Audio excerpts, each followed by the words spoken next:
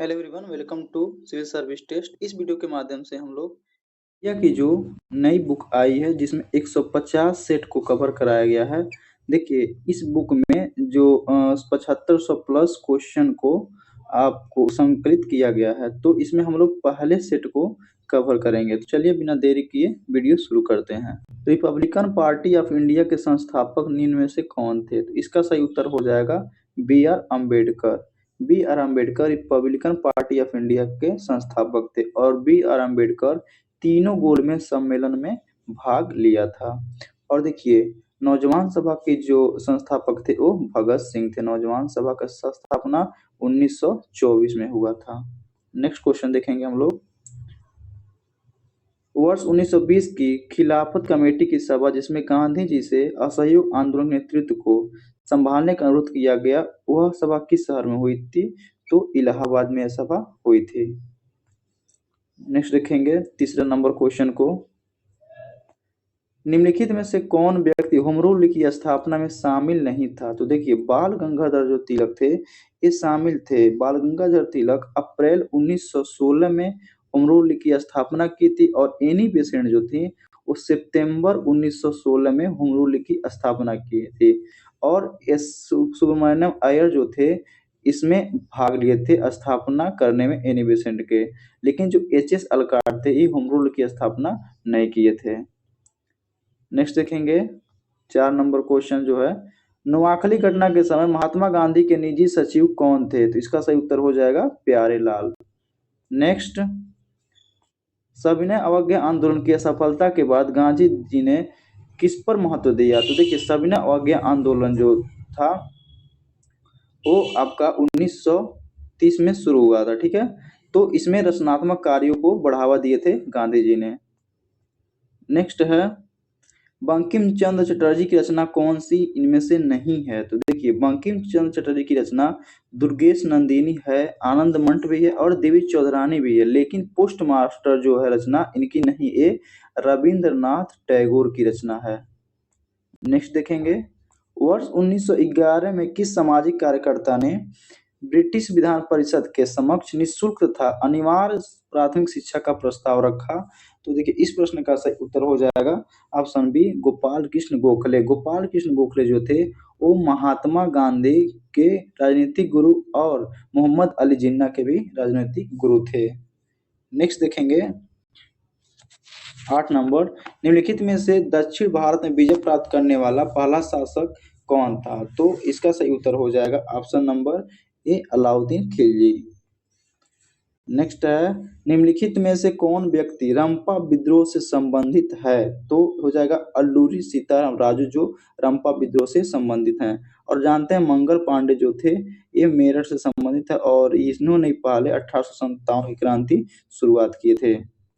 Next है, पागल पंथ की स्थापना किसने की थी? तो करम शाह ने पागल पंथ की स्थापना किए थे।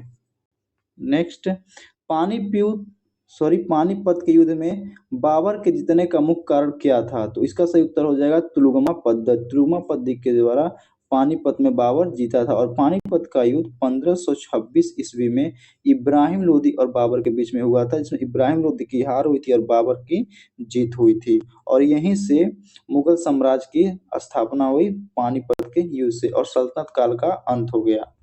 नेक्स्ट क्वेश्चन देखेंगे नेक्स्ट स्लाइड पर। मध्यकाल में जौनपुर में स्वतंत्र सरकी राजवंश की स्थापना किसने किया था? तो मलिक उल सर्क ने किया था। अधिक संख्या में दफनाए गए बच्चों के सावधान कहाँ से प्राप्त हुए हैं? तो जोरवे संस्कृति से प्राप्त हुए हैं। नेक्स्ट है, भागवत संप्रदाय के किस विकास में यानी कि भागवत संप्रदाय के विकास में किसका योगदान अत्यधिक था? तो गुप्तों का जो योगदान था ये सबसे अधिक था। गुप्त राजवंश ने भागवत संप्रदाय को सबसे ज्यादा बढ़ावा दिया और गुप्त वंश को ही स्वर्ण काल का युग भी माना जाता है यानी कि गुप्त युग को।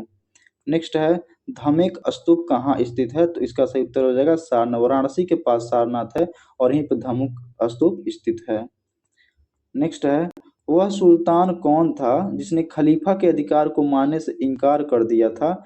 तो इसका सही उत्तर हो जाएगा option number B, Alauddin Khilji.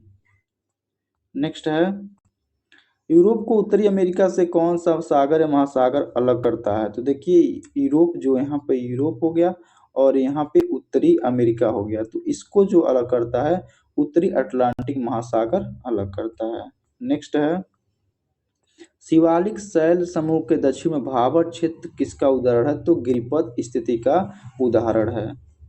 Next निम्नलिखित में से कौन सा सौर परिवार से संबंधित नहीं है?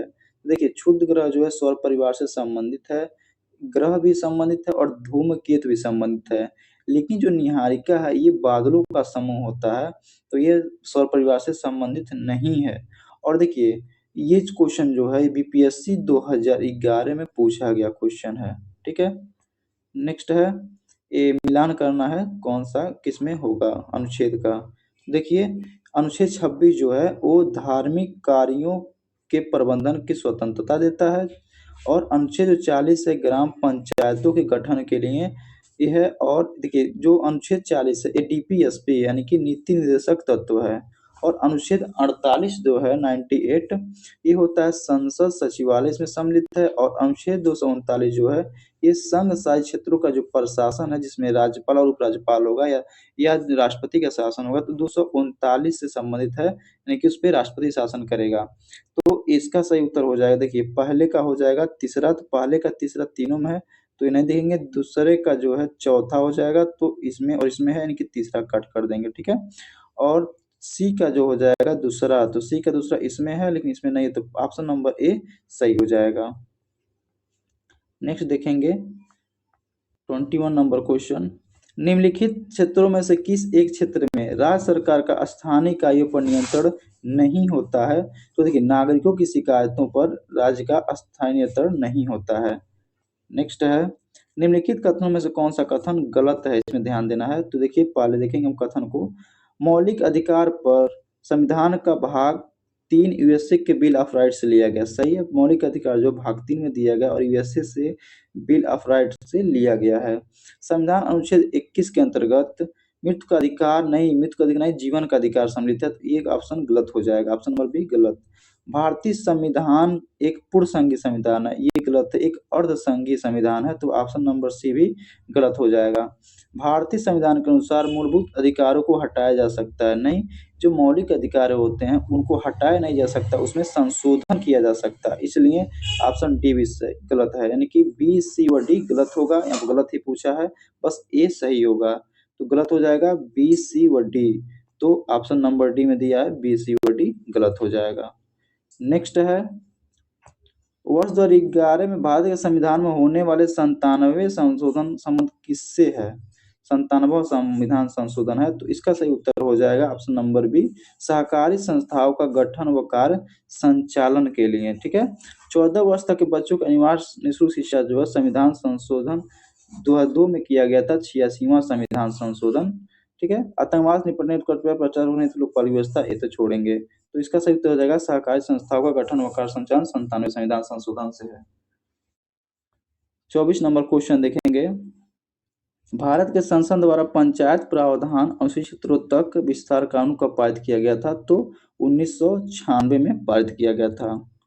नेक्स्ट है व्यक्तिगत प्रपोज आय पीडीआई जो है किसका उदाहरण है, यानी कि किसमें से मिलेगा? तो पीडीआई में जो होता है ऑप्शन नंबर बी सही होगा, जो व्यक्तिगत आय होता है, ठीक है, तो उसमें से व्यक्तिगत जो कर भुगतान होता है और गैर कर भुगतान होता है उसको जोड़ के माइनस कर देते हैं, तो पीडीआई हमारा निकल जाता है। नेक्स्ट है शरीर के संपर्क में स्प्रिट ठंडी अनुभूति देती है क्योंकि यह अत्यंत वाष्पशील होती है, इस कारण शरीर में जाकर ठंडा प्रदान करता है। नेक्स्ट है जब जल वाष्प में परिवर्तित होता है तब, जब जल वाष्प में परिवर्तित होगा तब ये जो रिएक्शन होगी उससी होगी वातावरणीय उष्मा स्रोत से उष्मा जल में प्रवाहित होने लगती है। नेक्स्ट है हरे पौधे सूर्य के प्रकाश की ऊर्जा का कितना प्रतिशत ग्रहण करते हैं, उसे खाद्य ऊर्जा में परिवर्तित कर देते हैं, यानी कि सौर ऊर्जा से खाद्य ऊर्जा में परिवर्तन कितना प्रतिशत जो पौधे होते हैं अपने पत्तियों से प्राप्त करते हैं, तो इसका सही उत्तर हो जाएगा 1%। 1% सौर का ऊर्जा अपने पत्तियों से ग्रहण करते हैं और उसे खाद्य ऊर्जा में परिवर्तन करने का काम करते हैं।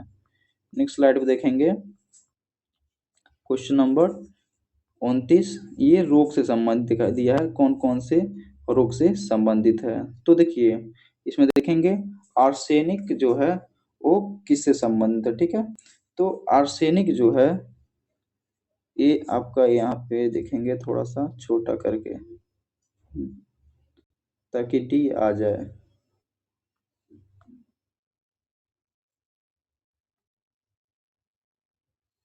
यहाँ पे आर्सेनिक जो धातु दिया है, ठीक है। आर्सेनिक धातु जो फेफड़े का जो कैंसर होता है इससे होता है, ठीक है। और जो कैडमियम होता है उससे हड्डियों में कमजोरी हो जाती है। और जो पॉलीविनाइल क्लोराइड होता है श्वसन संबंधी समस्या उत्पन्न करता है। और जो बेरियम होता है उसके कारण मस्तिष्क में सूजन बन जाती है। इस प्रकार जो है पहला का एक देखें बी और डी में दिया तो ए और सी को क्रॉस कर देंगे, ठीक है। एलिमिनेशन मेथड लगाएंगे तो ये हो गया। और दूसरा का तीसरा बी और डी में दोनों दिया है तो ये भी छोड़ेंगे। पॉलीविनाइल क्लोराइड जो है शोषण समस्या का सी से चौथा, तो सी का चौथा देखेंगे ऑप्शन नंबर डी में है, बी में नहीं है तो बी को क्रॉस करेंगे और डी इसका सही उत्तर हो जाएगा। नेक्स्ट हम लोग देखेंगे 30 नंबर क्वेश्चन। शांत सल्फ्यूरिक अम्ल की स्थिति में एसिटिक अम्ल तथा एथिल अल्कोहल के मध्य होने वाली अभिक्रिया क्या कहलाती है?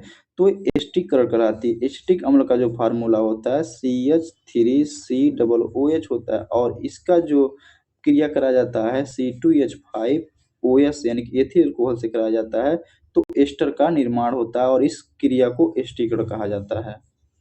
नेक्स्ट है ग्रेफाइट में परतों को एक दूसरे से मिलाकर रखा जाता है क्योंकि वांडर्स बलों द्वारा ये बंधे होते हैं, ठीक है।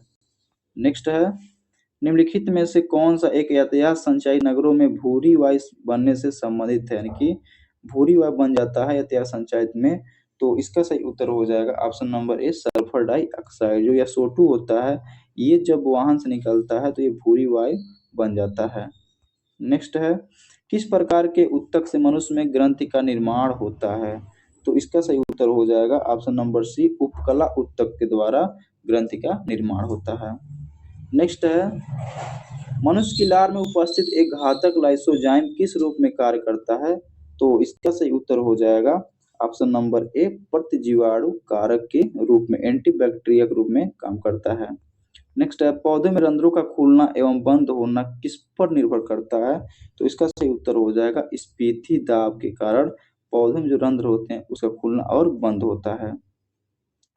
नेक्स्ट देखेंगे निम्न में से कौन सा फूल का एक भाग या अंश है? तो स्त्री केसर होता है जो फूल का एक भाग होता है। नेक्स्ट स्लाइड में देखेंगे 37 नंबर क्वेश्चन को। सफेद फास्फोरस के संबंध में निम्नलिखित कथनों पर विचार कीजिए। तो सफेद फास्फोरस के संबंध में देखेंगे यह एक विषैला पदार्थ है जिसका उपयोग रासायनिक हथियार के रूप में किया जाता है। तो ये बिल्कुल सही है और ये विषैला पदार्थ होता है और इसका प्रयोग जो विस्फोटक पदार्थ होते हैं विस्फोटक जो होता है उसमें प्रयोग किया जाता है। ये अत्यधिक ज्वलनशील है और हवा के संपर्क में आने पर स्वतः प्रज्वलित हो जाता है। तो ये भी सही कथन है, यानी कि 1 व 2 कथन दोनों सही होगा। ऑप्शन नंबर सी इसका राइट आंसर होगा। नेक्स्ट देखेंगे समान ठंड में निम्नलिखित में से कौन नासिका संकुलन के लिए उत्तरदायी होता है? तो नासिका संकुलन के लिए जो उत्तरदायी होता है वो हिस्टामिन होता है। नेक्स्ट देखेंगे केंद्रक कला का निर्माण किस कोशिकांग द्वारा होता है? तो अंतःद्रव जालिका के द्वारा केंद्रक कला का निर्माण होता है और ये कोशिकांग का एक प्रकार है। नेक्स्ट देखेंगे लसिका एवं रुधिर किस उत्तक का उदाहरण है? तो संवहनी उत्तक के उदाहरण है लसिका और रुधिर। नेक्स्ट है भारतीय अर्थव्यवस्था के संदर्भ में खुला बाजार परिचालन किसके लिए निर्दिष्ट करता है? तो देखिए जो खुला बाजार परिचालन होता है यह RBI द्वारा सरकारी प्रतिभूतियों क्रय और विक्रय के लिए ये माना जाता है और ये महंगाई को कंट्रोल करने के लिए खुला बाजार परिचालन शुरू किया जाता है। और जो RBI होती है वो अपने एसेट को यानी कि प्रतिभूति को बेचता है और खरीदता है। नेक्स्ट है पूंजी खाता परिवर्तनीयता की सिफारिश निम्न में से किस समिति ने की थी? तो इसका सही उत्तर हो जाएगा तारापुर समिति ने इसकी सिफारिश की थी। नेक्स्ट क्वेश्चन है भूगोल को मानव पारिस्थितिकी के रूप में परिभाषित करने वाला विद्वान कौन था? तो इसका सही उत्तर हो जाएगा H बैराज ने यह परिभाषित किया था मानव पारिस्थितिकी को। नेक्स्ट है भारत के निम्नलिखित क्षेत्रों में से कौन सा पारिस्थितिक उष्ण स्थल माना जाता है? तो ये हो जाएगा ऑप्शन नंबर सी, पश्चिमी घाट। और पश्चिमी घाट को जो ये बता रहा है इस उष्ण पर्वतीय स्थल तो हॉटस्पॉट के नाम से जाना जाता है, और टोटल हॉटस्पॉट जो है वो 4 हैं भारत में।